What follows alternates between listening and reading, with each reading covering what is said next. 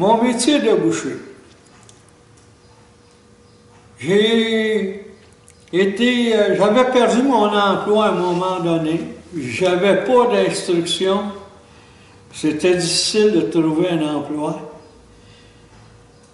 Et j'étais sur le chômage. Mais le métier de boucher, depuis ma tendre jeunesse, qui m'intriguait. De voir le boucher prendre la viande dans sa main, puis mettre une livre de viande hachée dans sa main, mais sa balance servait une livre. Comment qu'il fait ça? Ou de prendre la viande, puis l'emballer, puis donner ça au client avec le sourire, puis le grand merci. C'est ça que je veux faire. Mais comme j'étais sur le chômage, je me suis informé à l'époque s'il n'y avait pas des cours, parce que j'en avais entendu parler. On m'a répondu oui. Mais il fallait que je me lève tôt le matin, parce que c'était Montréal-Nord, salut la jeunesse. Et il fallait que je me lève à tous les matins, puis revenir juste pour l'heure du souper, puis on étudiait. Pendant 3 mois, ça a duré. J'étais diplômé boucher. À l'époque, il ne fallait pas le dire.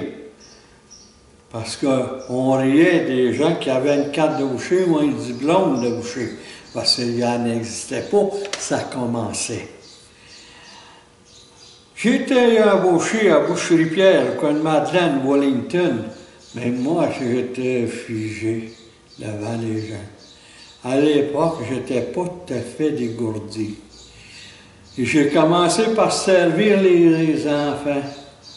Après, je me suis mis à servir les adultes.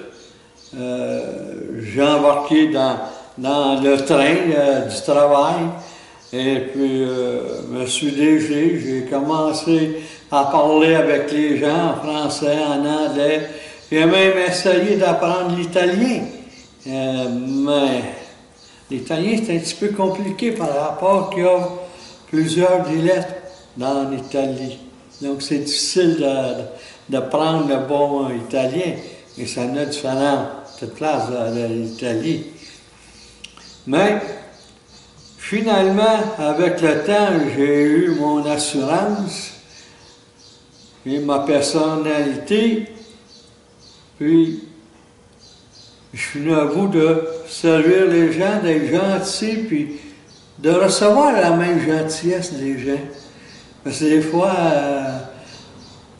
j'étais pas toujours, pas nécessairement impoli, là, mais ça manquait un peu de tact, mettons.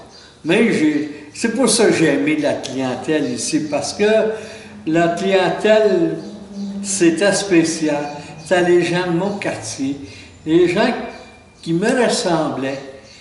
Peu importe qu'on était italien, polonais, irlandais, anglais, peu importe, on était tous pareils.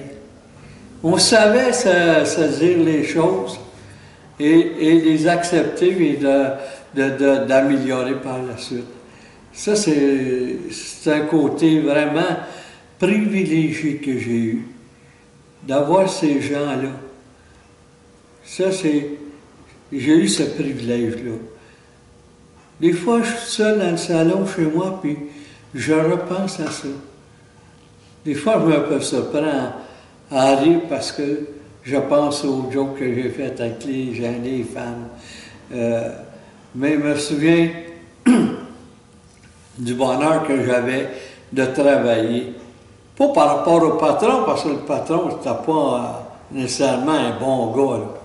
Mais les gens, eux, valaient la peine. Ils valaient la peine, eux autres. C'était un plaisir de les voir entrer à tous les matins ou à chaque après-midi. On les servait, puis c'était pas une corvée. C'était un plaisir. C'est ça quand on aime son métier, je pense.